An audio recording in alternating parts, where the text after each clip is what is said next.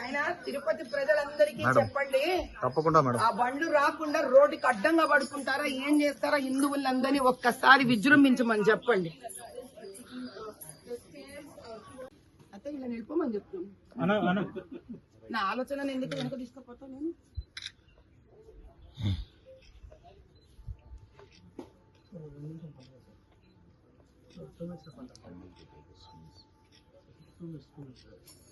అయ్యా, ఈరోజు స్వామివారి దగ్గర వందే భారత్ లో నామస్మరణ చేసుకుంటూ వెంకటేశ్వర స్వామిది వచ్చి శ్రీవారి పాదుగల మెట్లని ఎక్కుతున్నా.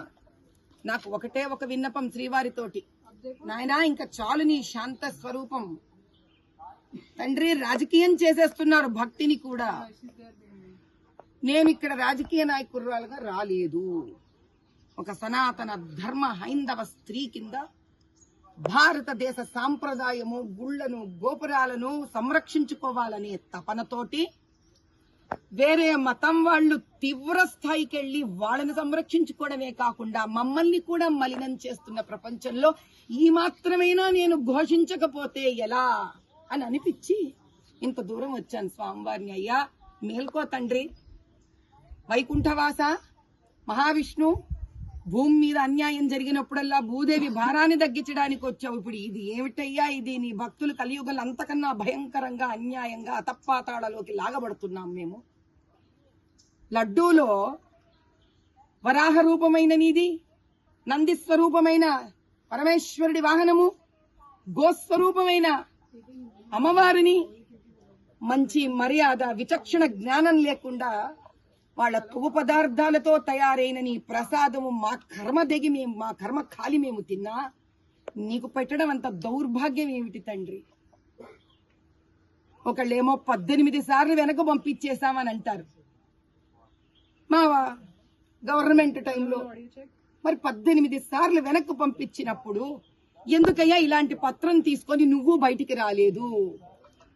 నువ్వు ఈ పత్రం తీసుకొని బయటకు వచ్చింటే మేము ఆ రోజే ఇట్లాంటి ప్రాయశ్చిత్తాలు, ఏవో ప్రాయోపవేశాలు ఏదో చేసుకొని ఉండేవాళ్ళం కదా. ఆ దినమే స్వామివారికి ఏ మా చేతనైనంత హోమాలు, పవిత్రత ఇక్కడ ఉన్న దాన్ని అంతా ఒక పవిత్ర స్థానం కింద మార్చుకోవడానికి మానవ ప్రయత్నం ఒకటి చేసేవాళ్ళం కదా. 8 సార్లు కొండెక్కుండేవాడివి కదా.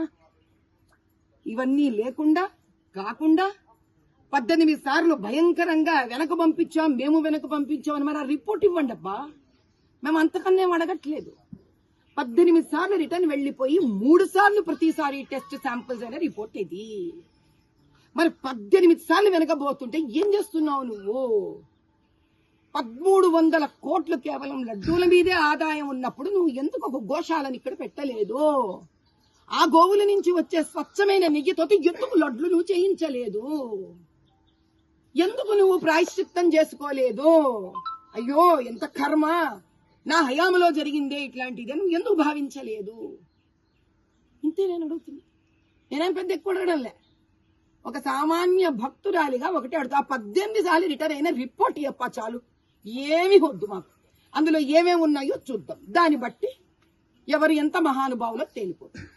రేపు జగన్మోహన్ రెడ్డి గారు వస్తున్నారు కదా మేడం, దాని మీద మీరు అంటే రేపు డిక్లరేషన్ ఇస్తారా ఆయన, లేకపోతే?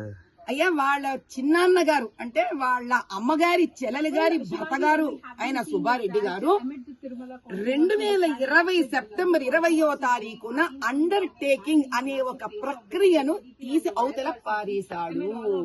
ఎందుకని? ఆయన టీటీడీ చైర్మన్ చేయడం జరిగింది. ఆ వ్యక్తి అండర్ టేకింగ్ అంటే నేను హిందువుని లేదా నాకు భగవంతుడి మీద నమ్మకం ఉంది అనే ఒక వ్యవహారాన్ని తీసి అవతల పారేసిన వ్యక్తి ఈరోజు అండర్ టేకింగ్ తీసుకోవడం ఏంటయ్యా? ఏమన్నా బాగుందా ఇది? తన హయాములు అండర్ టేకింగ్ తీసి అవతల పారేసండి, దాని మీద నమ్మకం లేనట్టే కదా. దానిని ఇప్పుడు మీరు సంతకం పెట్టడానికి ఏమైనా పెడతారా వ్యక్తి? కాబట్టి ఎవరైతే ఇంత భయంకరంగా పాల్పడ్డారో వాళ్ళని తిరుపతిలోకి రానివ్వకూడదయ్యా. హిందువులందరూ అడ్డుకోవాలి అంతే. రేపు మీరు అడ్డుకునే అవకాశం ఏమైనా ఉందా మేడం?